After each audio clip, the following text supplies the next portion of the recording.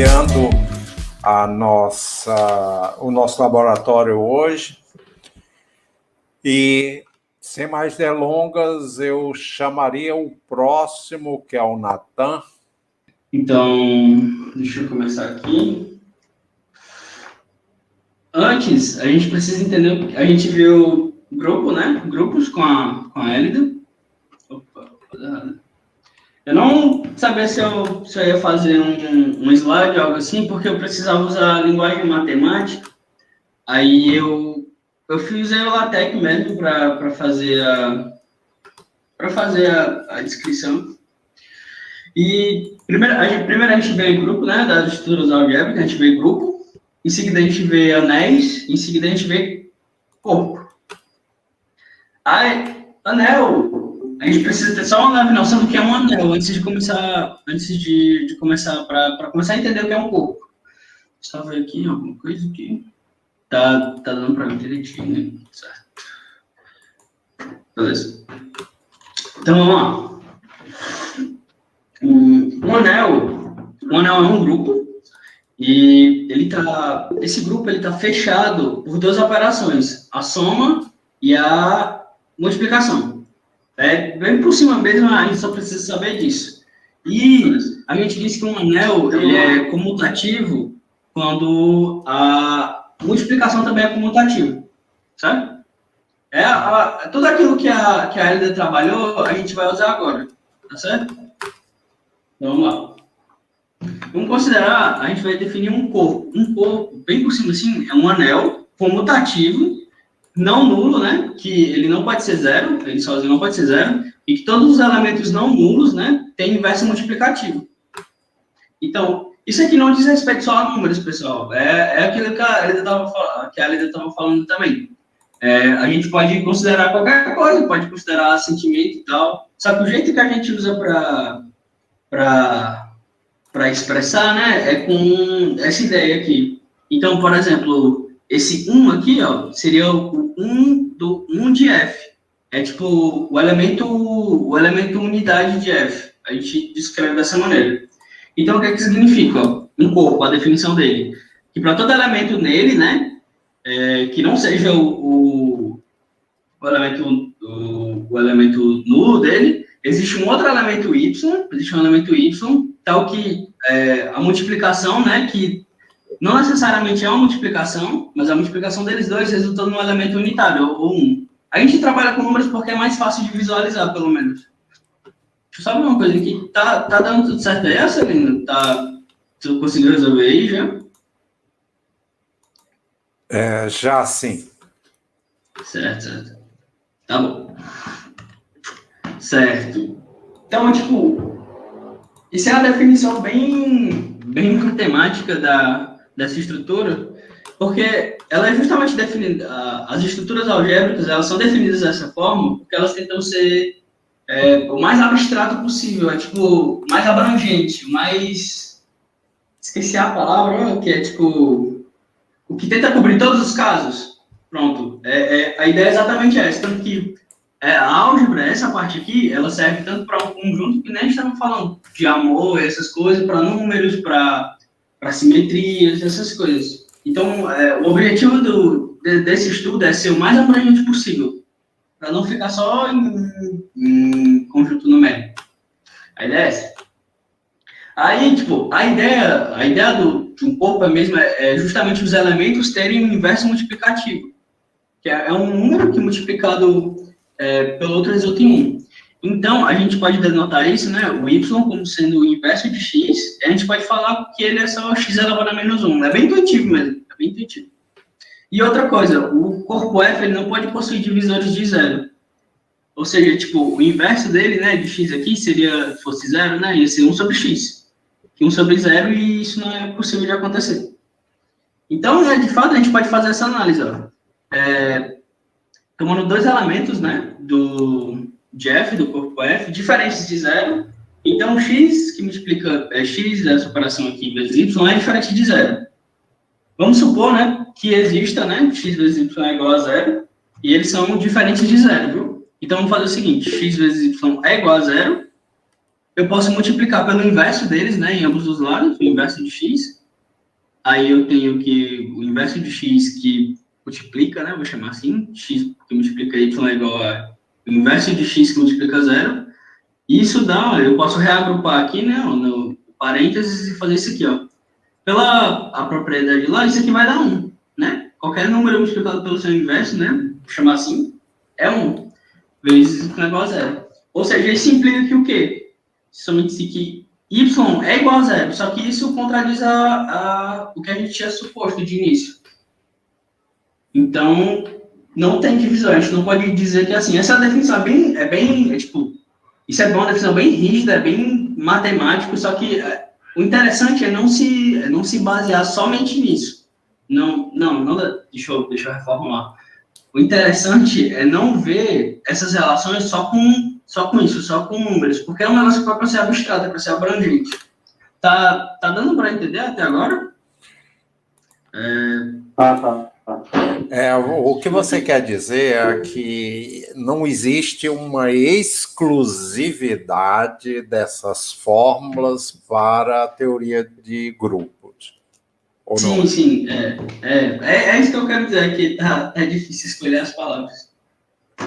Deixa eu só ler aqui o chat. Dos reais é possível. Sim.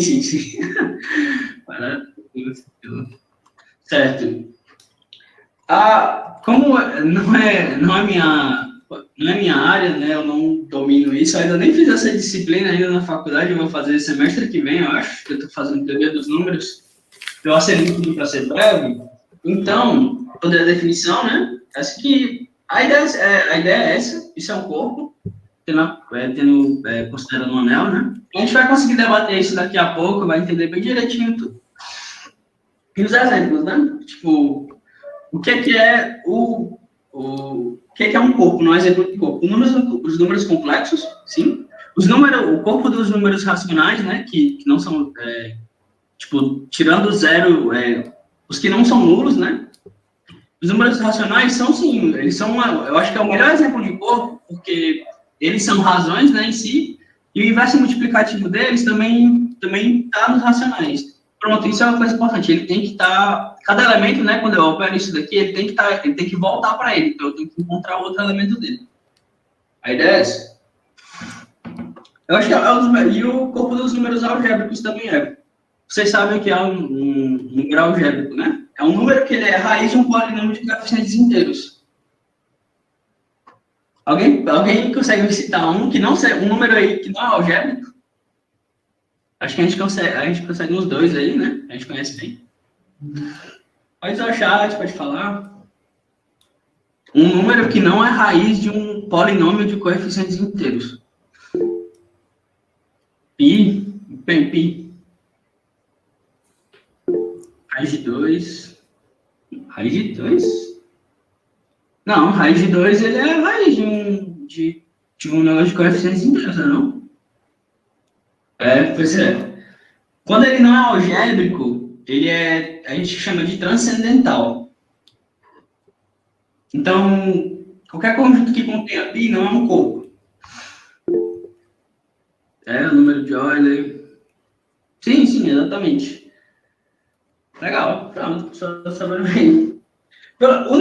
Essa definição, a explicação vai ser tão rápida que eu tô até meio assim, envergonhado. Sim.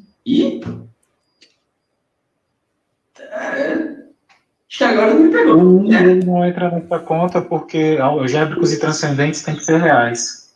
Sim. Pois é. O I.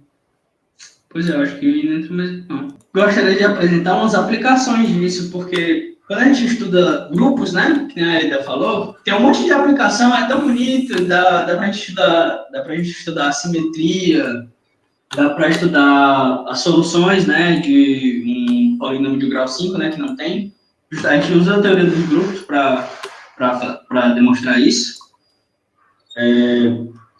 Outra coisa, dá para demonstrar que π também é racional com a teoria dos grupos, né, que tu não consegue formar usando uma quantidade finita de operadores, né, tu não consegue formar uma API. Sempre vai ter que ser uma coisa infinita, uma série, enfim, uma soma infinita, um produto infinito e tudo mais. A gente usa a teoria dos grupos para demonstrar isso. Com anéis eu não me recordo agora uma aplicação, mas com corpos eu consigo dizer uma. Justamente porque... Alô? Então, os anéis seria umas operações binárias, né? Sim, sim. Sim, sim. A gente, pronto. Porque eu falei que eu não lembrava de uma aplicação de anéis, só que eu sei uma operação de uma aplicação de corpos e um corpo é um anel. É um anel. Pois é, exatamente. Pronto.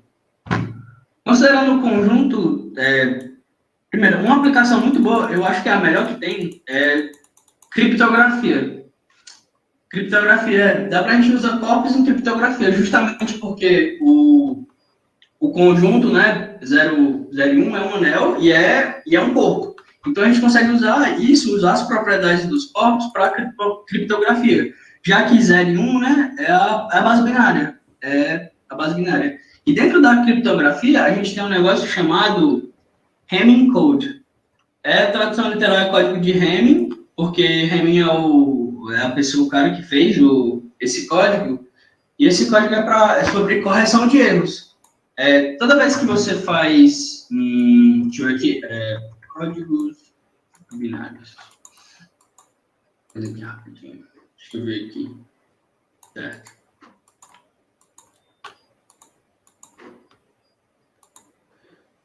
Deixa eu ficar em tela cheia, deixa eu fazer assim. Abrir imagem. Eu vou deixar só assim, dá pra ver, né? Certo. Quando você manda uma mensagem, né, alguma coisa, ela é codificada em um código binário, certo? Em uma string de zeros e uns. Certo. Quando tu faz isso, tu envia, né, a mensagem para alguém, esse código, e o mundo real, ele é complicado. A ideia é que, tipo, tu mande 100, né, para uma pessoa, manda aqui 100, né, que representa 4, e lá, a ideia é que chegue 100. Só que o mundo real, ele é complicado. Podem acontecer, tipo, interferência, essas coisas, e os códigos mudam. Às vezes tu manda 100 e, na verdade, chega 101. Como é que a gente consegue saber que a mensagem que a gente está recebendo está certa? Então, a gente usa essa ideia, que é um Hamming Code, é um código que a gente usa para verificar a autenticidade da mensagem, né? E para verificar se ela está certa também. Se o que chegou aqui para mim foi o que o ACL mandou para mim mesmo, de verdade, então, e se não teve nenhum erro, ou se não teve nenhuma coisa do tipo, a gente usa a ideia de corpo e essa ideia aqui, ó, do inverso multiplicativo. A gente usa exatamente isso. Eu não me lembro muito bem agora, porque eu fiz essa cadeira, eu acho que faz 2 anos, de fundamento de programação. Mas a ideia é essa, tipo, quando você tem aqui a string, né, tem uma segunda, eles criam uma segunda string, aí, se ela é o inverso multiplicativo dela, então ela não foi alterada. É um negócio assim. É muito útil, é muito prático. E eu acho que essa é a melhor aplicação, né, opa, deixa eu botar aqui. A melhor aplicação é a mais útil, né? É a que a gente mais conhece, porque criptografia e código binário está em toda a internet, em todos os computadores que a gente usa. E uma outra bem legal também é a teoria dos números, que a gente usa o tempo inteiro, mas em especial uma demonstração. A gente conseguiu demonstrar, né, o último teorema de Fermat. Na demonstração do último teorema de Fermat, né, aquele negócio que diz que 3 números inteiros, né, A elevado a N é igual a B elevado a N mais C elevado a N, né, a proposição do Fermat era que não existiam soluções inteiras para quando N era maior que 2. Ou seja, maior ou igual a 3. E na demonstração disso, né, que levou 129 páginas do matemático, acho que era o Pires, Ele usa a teoria dos... Opa, Natan... Oh, não, eu estou lendo o chat só agora, desculpa, Mirão. Anel é um conjunto que consiste em duas operações, somente duas, ou seja, operações binárias, mas é a multiplicação. De cada operação combina apenas dois elementos para gerar um terceiro, exatamente. Muito bem. Muito obrigado, Mirão. Certo, aí, voltando aqui, essa demonstração, ela utiliza a teoria dos grupos e utiliza corpos também para demonstrar, na verdade, ele vai demonstrar outra coisa, um negócio muito mais complicado, e o último teorema de Fermat é só um corolário dessa demonstração, é sobre curvas elípticas. Ele demonstra que toda curva elíptica é modular. Eu não entendo o que é isso, eu não faço a menor ideia do que isso quer dizer. A demonstração eu tentei ler, eu não entendi nada. E é muito legal pensar sobre isso, que a demonstração que a gente usou hoje para isso, a gente usa uma matemática que o Fermat não tinha na época dele. Então, tipo, se a demonstração foi assim, então provavelmente ele não tinha uma demonstração mesmo daquilo, ele só estava mentindo. Mas, pronto, eu acho que é isso, era para ser bem rápido mesmo, eu acho que não fechou nem 10 minutos, 15 ou 8 minutos, mas é isso. Não, Edivaldo? Mas é diferença também, né? Isso. Como assim, Edivaldo? Não o quê? Eu não entendi. A mesma das perfeito. Tanto que Zé Anel. Sim, Zé Anel. Ele está fechado em mais e multiplicação. Dá para gerar qualquer outro termo, ou qualquer outro elemento, só usando a soma e a multiplicação. Sim.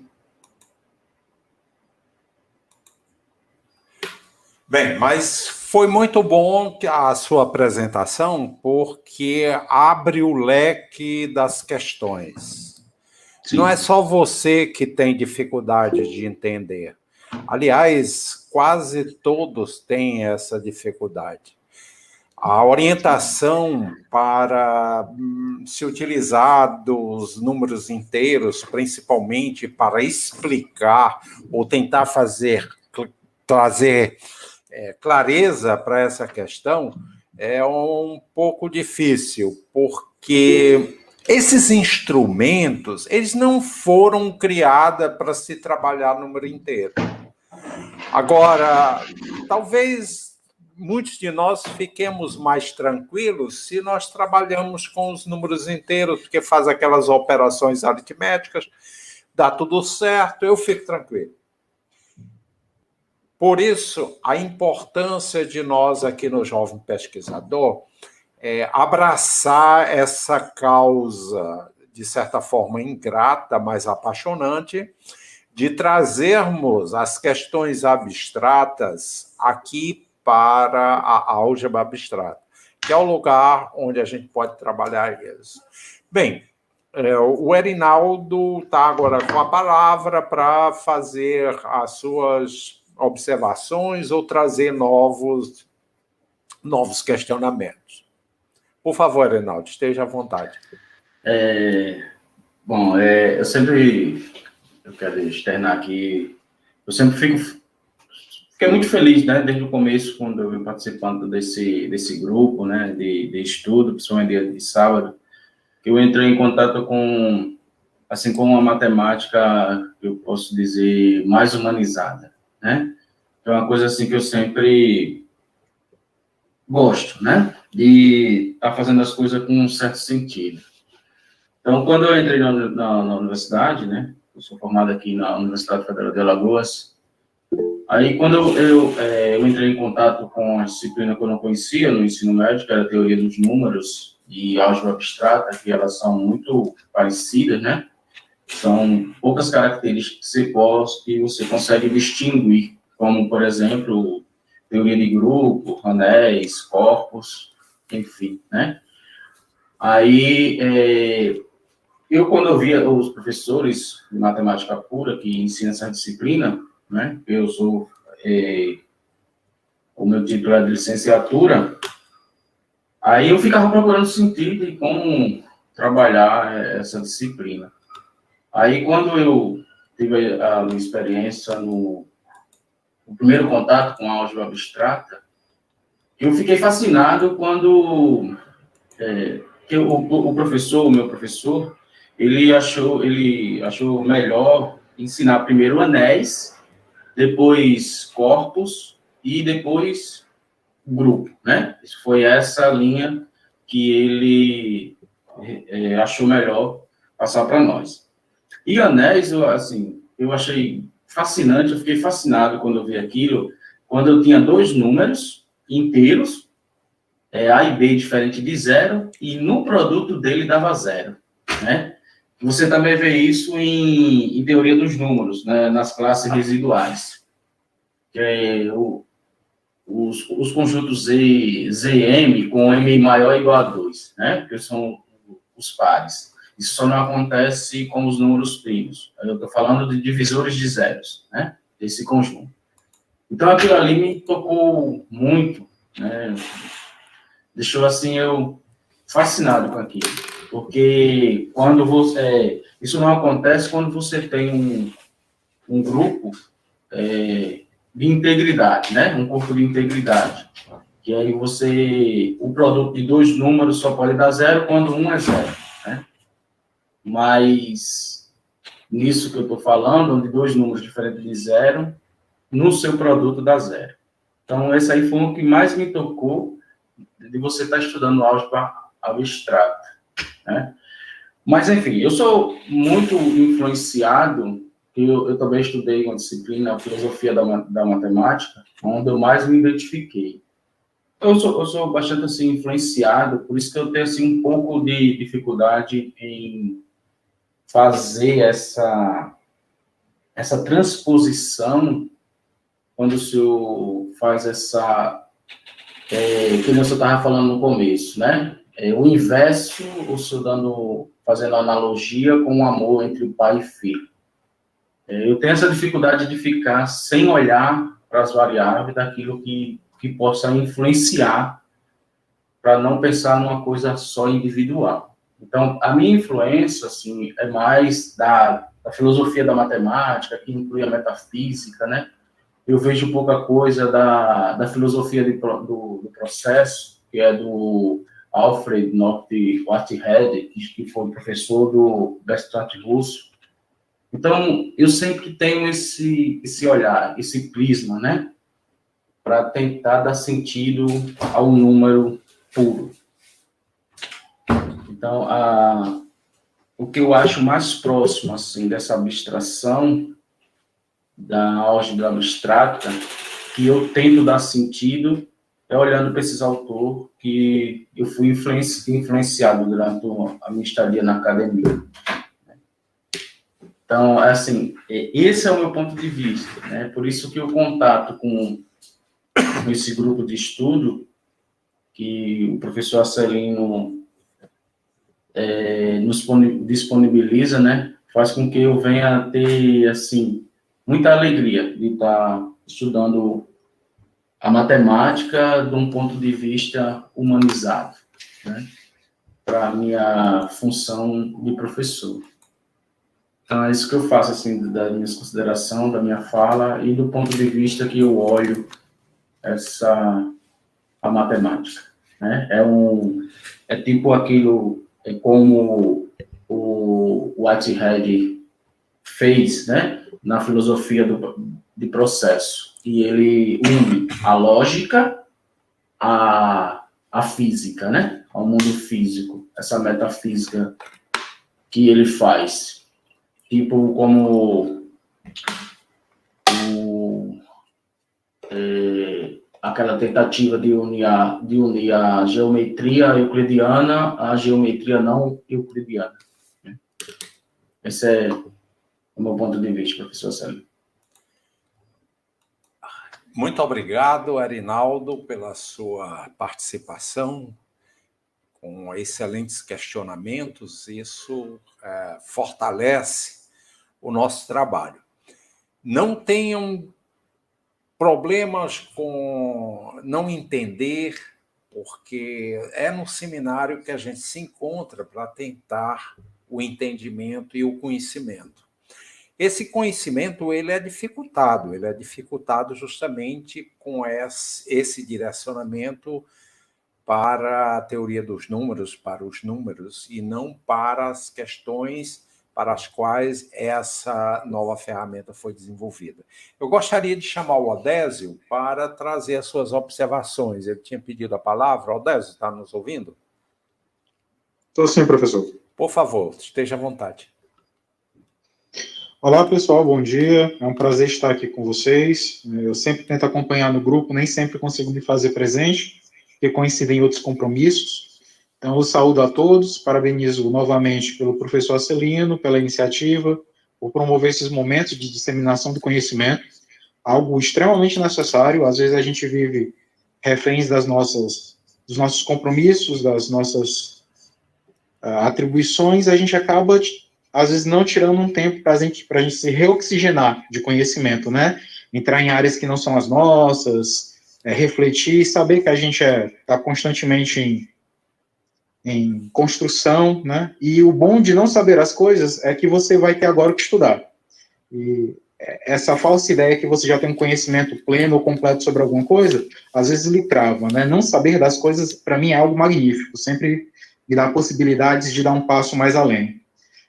Parabenizo Hélida e Natan, né? Eu sempre digo para quem está expondo pela coragem e disposição, né? Disposição por estar aqui, por ter tirado um pouco do seu tempo para fazer esse trabalho, e coragem por se expor mesmo, que nem sempre a gente sabe de tudo. Às vezes você está escrevendo algo que é bem seu, de repente alguém lhe pergunta algo e você mesmo não sabe, porque ainda não chegou lá, ou não parou para ver, e esses momentos de compartilhamento de conhecimento são ímpares para quem está aprendendo, né? Mostra o quão você sabe e o quão você precisa saber. Então, momentos como esse são altamente necessários, né? Saúdo aqui o professor Flávio Rocha, amigo de longa data aqui do Ceará, da rede estadual, professor Luiz Augustavo, meu futuro colega no campus do IFCE de Crateús, seja bem-vindo desde já, apesar de cearense, esperamos ansiosamente a sua chegada lá no nosso campus. E esse tema hoje, de álgebra abstrata, eu acho que é um tema que tem uma interseção comum. Ninguém entende muito bem na primeira leitura, na primeira cursada da disciplina, nos primeiros resultados, até porque ele vem com uma pancada muito forte, porque durante toda a educação básica, a gente trabalha com grupos, com anéis e com corpos muito bem comportados, né? A gente vem lá nos naturais, que é um monoide, a gente tem os inteiros, que são um anel, é um anel abeliano, a gente tem os racionais, que são um corpo, a gente tem os reais, que são corpo ordenado, e o único cara estranho são os complexos, que são corpo, porém, desordenado. E aí a gente acaba ficando muito refém das operações bem comportadas, né? Todo mundo é associativo, todo mundo é comutativo, todo mundo tem inverso, tem elemento neutro. Só que a gente esquece que até quem atua na educação básica tem um exemplo de estrutura algébrica que não é tão bem comportado, e a gente às vezes nem chama atenção, às vezes até tem medo de chamar atenção. O grupo das matrizes, comumente, ele não é comutativo. A vezes B costuma ser diferente de B vezes A.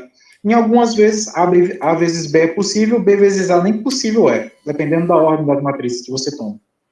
Então, existem elementos de álgebra abstrata que já ocorre ali na educação básica, e às vezes por falta de conhecimento do professor, ou por não fazer a conexão entre a matemática lá do ensino superior com a matemática da educação básica, tem elementos que acabam passando batidos. E é interessante que o professor, além do seu processo contínuo de formação, não busque tão somente metodologias, tecnologias, abordagens, mas que também tente fazer essas conexões, né? Como o Nathan também falou, o último teorema de Fermat, quando o Andrew Wiles resolveu, ele tinha mais de 300 anos.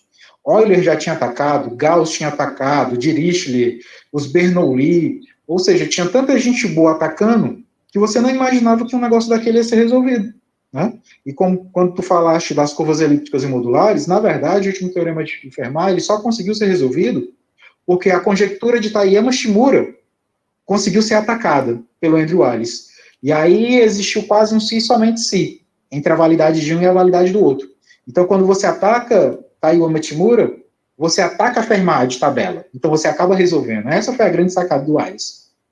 Mas ele precisou de muita matemática, de muita coisa, ou seja, ele precisou sair da zona de conforto da teoria dos números e precisou dar um passo para que hoje a gente chama de teoria analítica dos números, que é quando a análise matemática, na vertente da variável complexa, encontra a vertente da álgebra abstrata, carregada pela teoria dos números.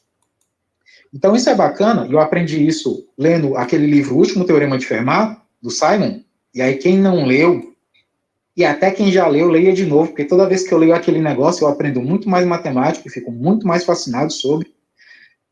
A gente precisa deixar de evitar interseções. Pelo contrário, a gente tem que buscar interseções, porque a matemática só vem evoluindo porque a gente se permitiu dar origem à geometria algébrica, à topologia diferencial, ao cálculo das variações, à física matemática. Então, a gente só está avançando hoje em dia porque as áreas da matemática deixaram de ser autossuficientes e estão ali, buscando interseções, e aí os grandes problemas estão sendo resolvidos, né? Quando o Nathan aí falou do π, que é até complicado provar que o π é um número irracional e transcendente, tem um resultado que diz que se um número ele é racional, o seu cosseno não pode ser. O cosseno de π é -1. Então, o π não pode ser racional. Isso é muito fácil de você entender, né? Se você sabe que o cosseno de π é -1, e o cosseno de um número racional não pode ser racional. Agora, provar que o cosseno de um número racional não pode ser irracional já é um pouco mais complicado. Mas são essas questões que eu elenco aqui que provam que, por mais complexas que sejam as coisas em matemática pura, elas nunca se desvencilham totalmente da realidade. E também é um desafio nosso, né? É aprender a matemática como ela é colocada, axiomática, carregada de notação, formal, mas que ela tem um propósito, né? Matemática é uma construção humana. Um dia um cara não sonhou e simplesmente pegou o papel e psicografou um teorema. Houve um contexto, houve uma situacionalidade, né? Então, tudo isso acaba nos lembrando que a matemática é aquela história de Platão, né? Eu vou para o universo das ideias sabendo que eu tenho que voltar para a realidade e encontrar ela ali. Então, esses momentos aqui com vocês, o pouco que eu consigo participar, queria poder mais, mas eu tenho seminário de geometria, de análise geométrica e de geometria diferencial no mesmo horário, são momentos muito enriquecedores, porque eu vejo professores aqui de longa carreira e vejo jovens aqui em início de carreira, né? Todo mundo aprendendo com todo mundo. Isso ainda nos mostra que há muita gente querendo pensar, há muita gente querendo saborear e desenvolver a matemática. Isso, quanto docente, quanto apaixonado por matemática, me deixa ainda muito extasiado. Eu agradeço a oportunidade, espero poder participar mais e agradeço aí a possibilidade da palavra, professor Celino. Bom dia aí a todos. Bom dia, Odésio, muitíssimo obrigado pela sua contribuição. Realmente essas questões são recorrentes e a gente só consegue soluções e novos conhecimentos justamente buscando esse conhecimento e abandonando os axiomas e as ideologias que nós vamos construindo ao longo do tempo. Alguém gostaria de comentar essa questão ainda? Estejam à vontade, pode usar o microfone.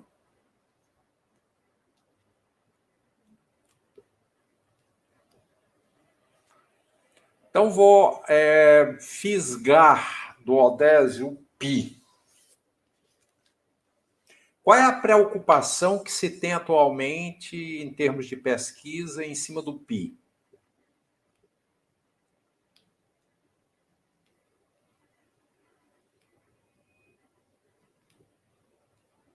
Alguém tem uma ideia?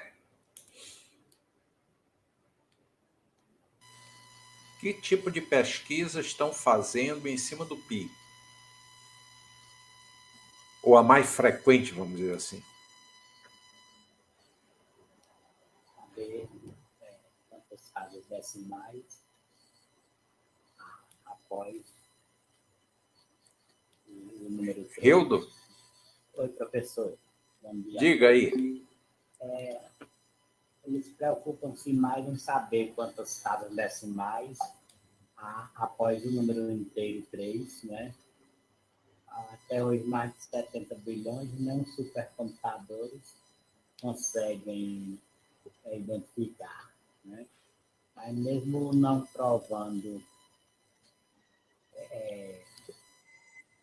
sua irracionalidade, não chegam a essa quantidade, né, de algarismos após a vírgula, né?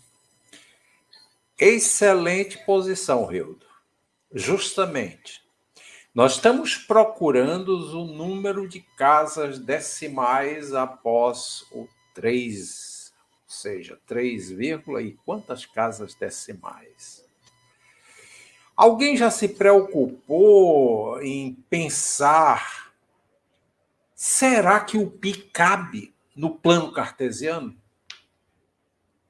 Será que o π cabe entre 3 e 4? O que vocês acham? O π cabe entre 3 e 4? Eu estou falando aqui no plano cartesiano. Essa é uma questão que a gente tem que colocar. O filósofo ele é buliçoso nesse sentido. Quando as coisas estão... Porque nós queremos sempre todo problema matemático jogar no plano cartesiano e, em cima do plano cartesiano, conseguir uma solução.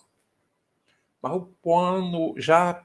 Nós temos que pensar que o plano cartesiano talvez seja pequeno demais para comportar todo tipo de problema matemático. É claro, foi genial. O Descartes, quando ele vai criar esse plano cartesiano, ele vai dar solução para muitos problemas que se tinha na época. Mas isso ainda vem ainda da Idade Média. Será que um sistema desse perdura até, sei lá, o ano 3000, 4000? É o momento de nós pensarmos de que o plano cartesiano, excelente, uma brilhante ideia, mas a matemática não pode se resumir ao plano cartesiano. A matemática tem que ir mais à frente do que nos mostra o plano cartesiano. A mesma coisa é dizer que existe um infinito entre 3 e 4, entre 1 e 2, entre 7 e 8, entre 10 e 11, 10 e 12. Então, quantos bilhões de infinitos iriam existir? Já imaginaram isso? Eu costumo dizer que entre 3 e 4 existem incontáveis marcas, números ou casas decimais. Incontáveis, mas não infinitos. Porque se eu colocar um infinito entre 3 e 4, entre todos os inteiros, que vai também até o infinito, então vai ter um número enorme de infinitos. E o infinito perde o sentido. Essas reflexões da filosofia da matemática, que foi levantada aqui pelo Rinaldo, é extremamente importante. E nós, matemáticos, não fazemos essa reflexão. Por isso, no nosso programa de formação continuada, nós estamos trazendo repetidamente vários filósofos da matemática para virem ao nosso convívio e transformar o nosso convívio em um convívio mais crítico em relação à nossa própria matemática. Mas, na falta do colega Jonatas, que está com dificuldades com a sua internet, ele mora numa cidade próxima aqui de Fortaleza e, às vezes, tem essas dificuldades. Então, eu vou trazer aquilo que estava faltando na apresentação, eu acho que todos estão vendo agora, é a questão do anel. Eu vou colocar lá no grupo esse livro que é do professor Ângelo Papa Neto, que é um dos livros mais simples e mais abrangente que eu consegui, ou que eu conheço. E ele é um excelente professor, uma pessoa maravilhosa, e foi com ele que eu conheci a álgebra abstrata. E ele vai definir o anel, um conjunto não vazio, com duas operações que têm as propriedades básicas que a soma e o produto de números devem ter.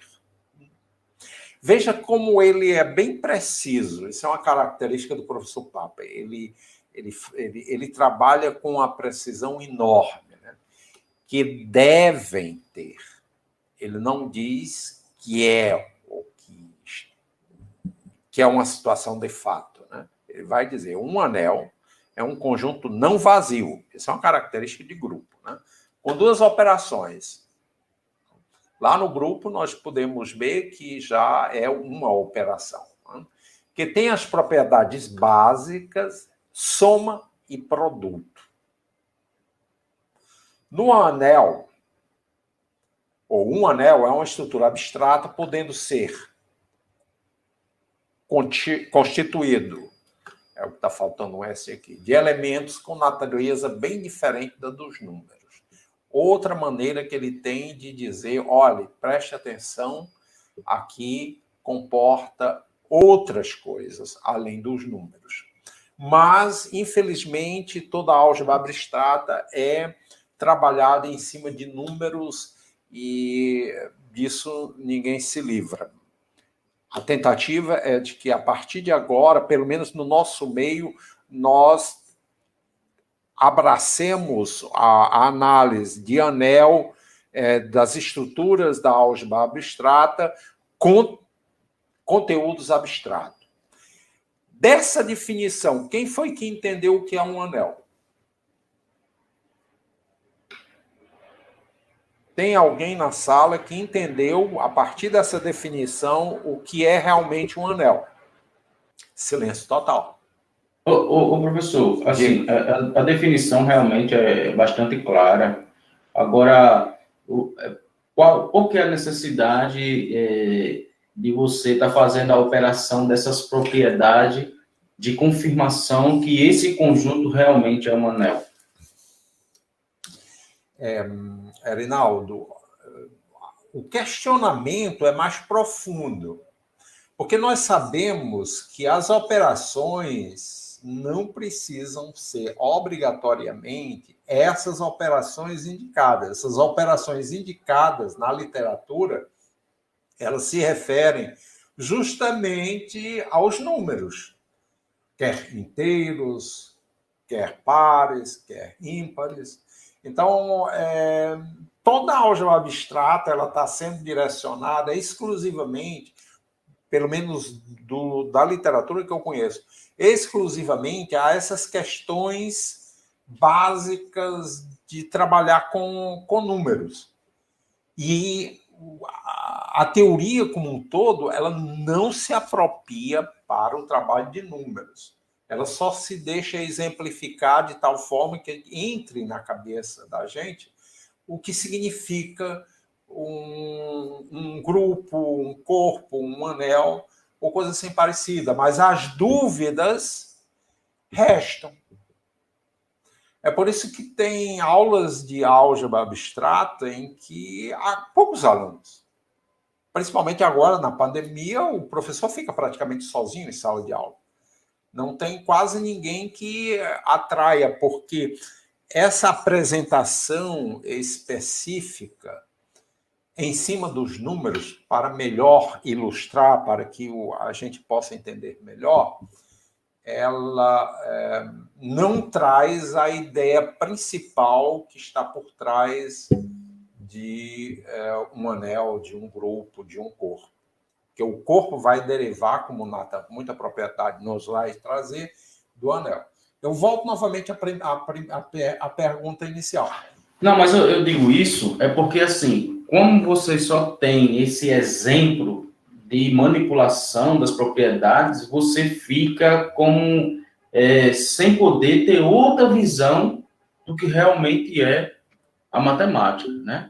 É como eu não posso dar outro exemplo a não ser numérico. Por isso que eu pergunto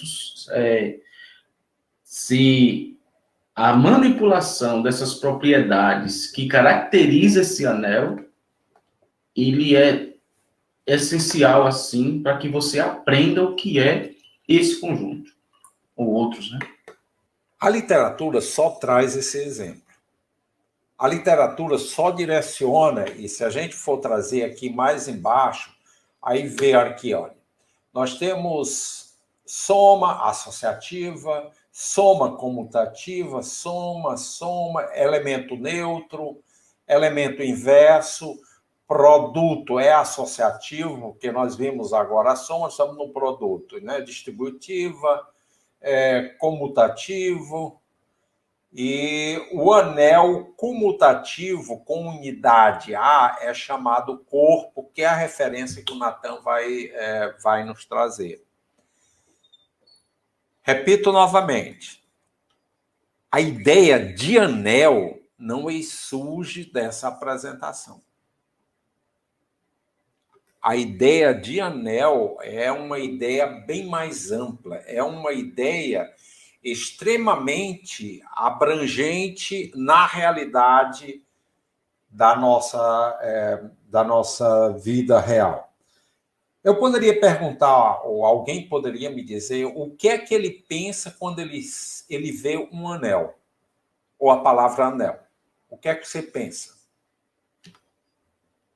Eu sei que esse seminário vai ser difícil, mas a gente vai conseguir chegar lá.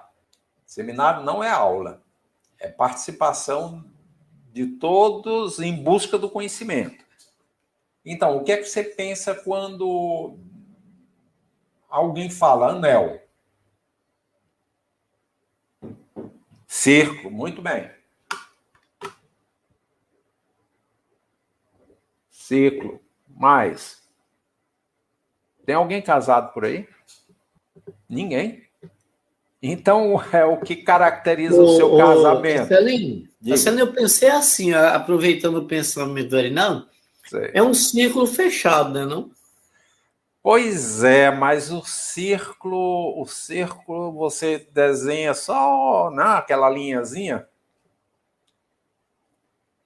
É fechado em relação a algumas operações, poderia ser. Não, né? não, isso é obrigatório, né? Porque vem do princípio, do grupo, né? Mas o que caracteriza o casamento? É um laço de compromisso. Não, eu digo fisicamente. Quando eu vejo você,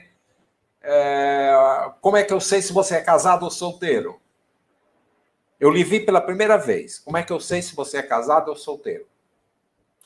É pelo aquele círculo que eu conduzo, que é chamado de aliança. Pronto. Então, se eu pensar no anel como aliança, eu já consegui um avanço enorme em entender o que é um anel. Você pode imaginar outro tipo de anel? Tem um anel do advogado, né? Aquele anel do doutorado, aquele... Não é doutorado, mas ele caracteriza o advogado, né? Então, nós temos a primeira visão de um círculo, nós temos uma visão de uma aliança. Aliança aqui, o nome, na realidade, é um anel, mas o nome figurativo é aliança para demonstrar a aliança entre duas pessoas. E, ao mesmo tempo, nesse figurativo, nós conseguimos retratar o quê? Um casamento. Nós podemos ver o casamento como um anel? Alguém gostaria de comentar? Você pode imaginar que eu possa estudar na álgebra abstrata o casamento como se fosse na estrutura de um anel?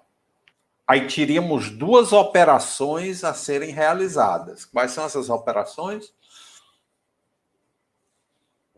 Aqui está dito que a operação básica é duas operações, a soma e o produto, ou seja, a adição e a multiplicação. Qual é a adição que você pode imaginar num casamento? Porque a ideia central de adição e de multiplicação, essa deve permanecer.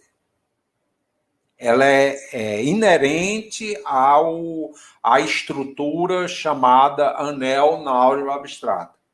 Eu já estou vendo aqui união, eu já estou vendo amor, previsibilidade.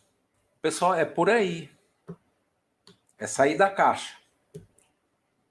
Compartilhamento, experiência, paciência, tolerância. Agora o anel está começando a ter uma forma dentro da minha cabeça. Não é para todo mundo, não. Ter essa visão do que seja um anel. Porque na aula, quando eu estava tendo a aula, enquanto o professor estava correndo com os cálculos, na minha cabeça estava correndo as possibilidades de soma numa união qualquer, que representasse um anel, tivesse um começo e um fim, ou não tivesse nem começo nem fim, tivesse aquilo lá sempre constante. Naturalmente, a visão de casamento hoje em dia não é mais a visão que nós tínhamos há 100 anos atrás, né? Que era só um casamento e pronto, nunca mais. Mas se nós vermos a união, por exemplo, de dois pombos, né? Um casal de pombo, eles vão até a morte, né? Ou a morte dos dois, a morte de um. Vendo nesse aspecto, você vai ter uma constituição de uma visão de anel. Outro momento, a multiplicação. O que poderia nos trazer de multiplicação em cima do casamento? O que é que o casamento faz multiplicar? Os bens. O que mais? Família que está um pouco, viu, Francisco? É um pouco complexo. Mas os filhos, né? Você multiplica os filhos, mas multiplica também o estresse. Aqui dentro desse multiplicar, um psicanalista ia se divertir, porque ele ia trazer tamanhos contextos, como, por exemplo, o ciúme, né? Nós já tivemos aqui o ciúme patológico, com o doutor Antônio Mourão, que nos trouxe um contexto. Se vocês tivessem o conhecimento de anel ao tempo, ou se a gente pudesse trazer o anel, o ciúme como anel, a questão dos direitos, né? Eles se multiplicam, não só os deveres, como também os direitos, né? O direito tem esses dois aspectos, como nós vimos aqui com o professor Aloysio Gugel, né? Que é o do dever, né? E dos direitos que a pessoa tem. E tem alguns que são deveres e direito ao mesmo tempo, né? Que nós chamamos de direito-dever. Um exemplo de direito-dever é você poder votar. Desde que eu ensine anel como uma estrutura abstrata e que aí dentro, como diz o professor Papa Neto aqui, de natureza bem diferente da dos números, ele dá esse contexto bem claro, bem diferente da dos números. Ele também não fixa, como o Natan queria apresentar, é que essas operações têm que ser soma e produto. A soma e o produto só se nós pegarmos exemplos de números, por exemplo, números inteiros. Se vamos utilizar os números inteiros, então sim, esse contexto vai se revelar. Aí eu pergunto para vocês, isso vai prosperar? Essa ideia de ligar anel a outras coisas? O que vocês acham? Eu também não sei responder. Eu só sei que isso vai estar na internet, vai estar lá no YouTube. Alguém vai começar a repensar todas essas questões. O que o Erinardo diz, que o professor dele, com muita propriedade, foi analisar o grupo já no fim, é uma maneira didática, de certa forma, excelente, porque ele vai praticamente redundando, ou vai diminuindo as possibilidades, porque o grupo é a menor ideia que tem, é a célula de toda teoria de grupo. A partir do grupo, vai crescendo. E aqui nos anéis tem uma dimensão incomensurável. Alguém pode me oferecer um exemplo de alguma outra união, não seja o casamento? Um contrato entre duas nações, que são convenções, tratados. Imagine só, agora nós estamos na área do direito, analisando aquilo como uma estrutura algébrica chamada anel, um tratado. Vocês já imaginaram a repercussão que isso vai ter em todo o conjunto? Para vocês verem a dimensão que é essa álgebra abstrata. Na economia, onde é que vocês iriam encontrar algo semelhante?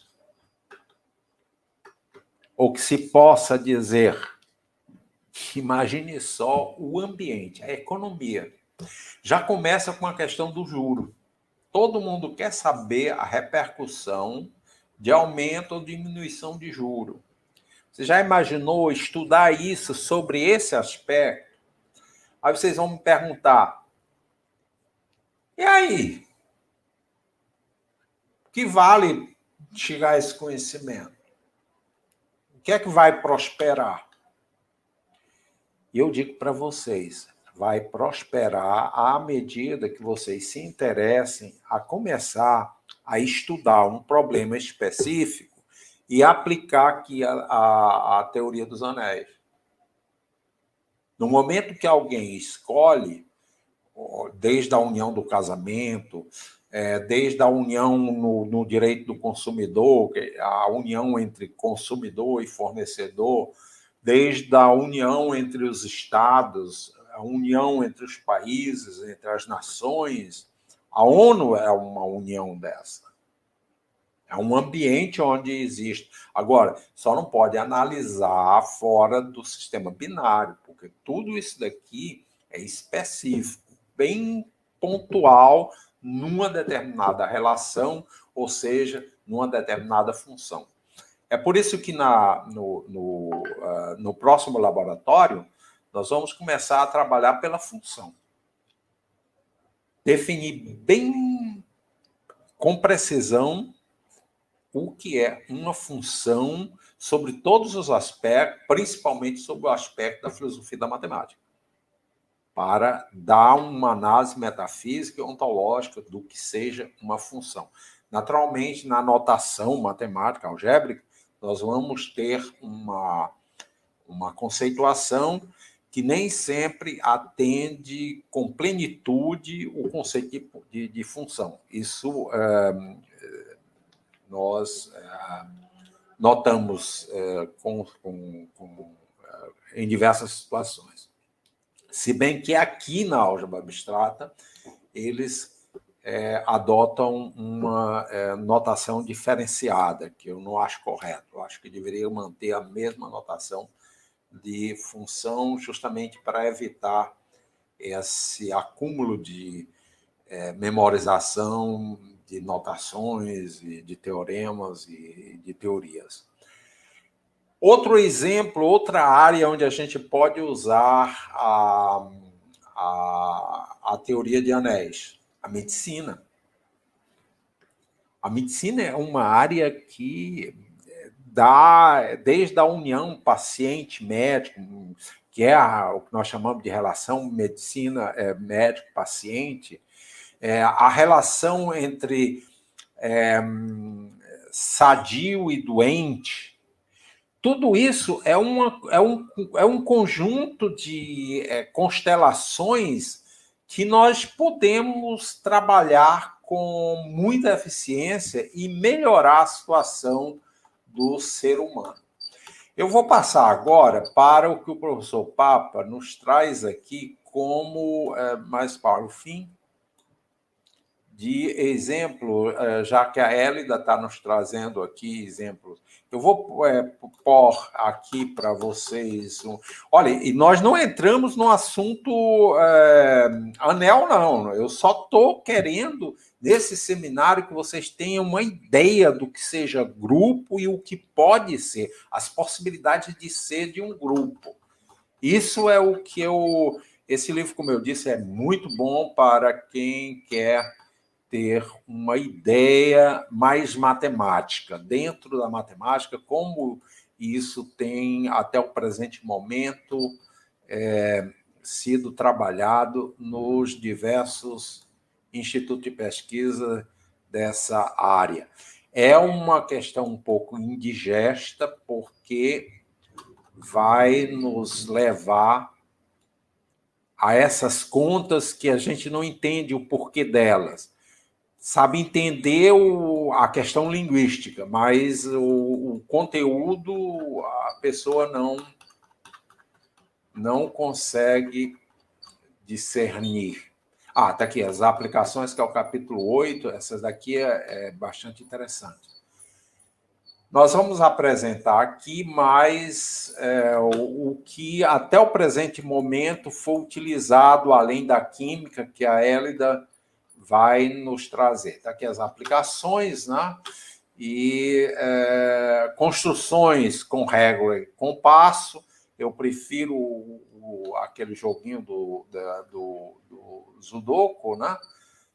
O Sudoku, como as pessoas, alguns chamam, né? Mas na área da geometria, e os exemplos da Hélida foram muito instrutivos, com o uso do GeoGebra, que eu recomendo bastante, principalmente em sala de aula. Vocês deviam esquecer essa história de lousa e giz, ou agora a modernidade tem o pincel, né? A duplicação do cubo é uma questão que já vem vou dizer, até de milênios, né? A secção do ângulo, a quadratura do círculo, né? Com a raiz do π. Bem, o que mais o professor Ângelo Papa nos apresenta aqui? Os códigos corretores de erro. Eu acho que foi o Natan que nos trouxe esse contexto. Sim, e depois ele traz monografias lá no IMPA, e aqui sobre os códigos de erros, também um trabalho realizado no IMPA, e tem uma série de exercícios.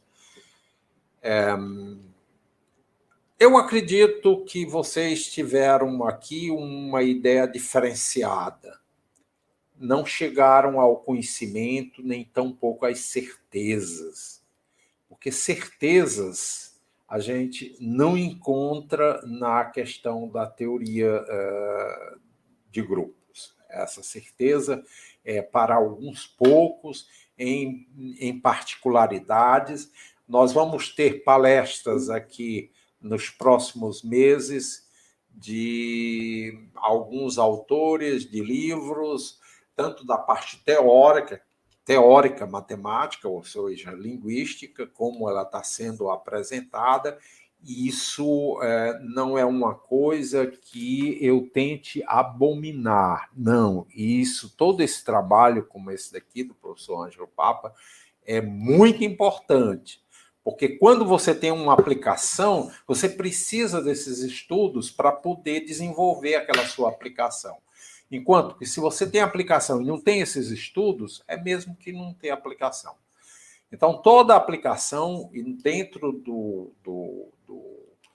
programa Jovem Pesquisador, eu aguardo que pessoas se identifiquem com essa nova vertente e se ofereçam para fazer uma pesquisa específica, mesmo que seja coisas assim que inicialmente a gente não dá muita credibilidade, como, por exemplo, a questão do amor do pai com os filhos, ou do casamento em relação a ciúme, ou em casamento em relação a filhos, ou em casamento em relação à fidelidade. Porque esses estudos, às vezes, as pessoas acham que isso é banal. Não é, não. Depois que o estudo surge, aí começam a surgir os interesses, começam a surgir as diferenciações, começam a surgir novos estudos em volta desse primeiro momento. Então, vai depender muito das pessoas que se interessam em trabalhar essas questões para poder fornecer novos conhecimentos. E cada trabalho traz um pouquinho de conhecimento. É um pingo d'água no conhecimento geral, na estrutura geral, que nós temos como conhecimento humano como um todo.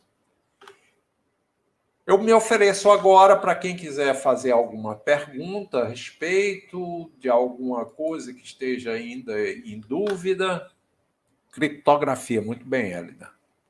Então, se não há mais perguntas, eu vou botar novamente aqui a lista de presença. Vamos encerrar por aqui. Agradeço a todos que participaram, tanto os seminaristas como também os diversos debatedores que enriqueceram a nossa manhã de sábado. Uma boa tarde para todos e até o próximo sábado. Excelente fim de semana, ou resto de fim de semana. E vamos nos encontrar no próximo sábado.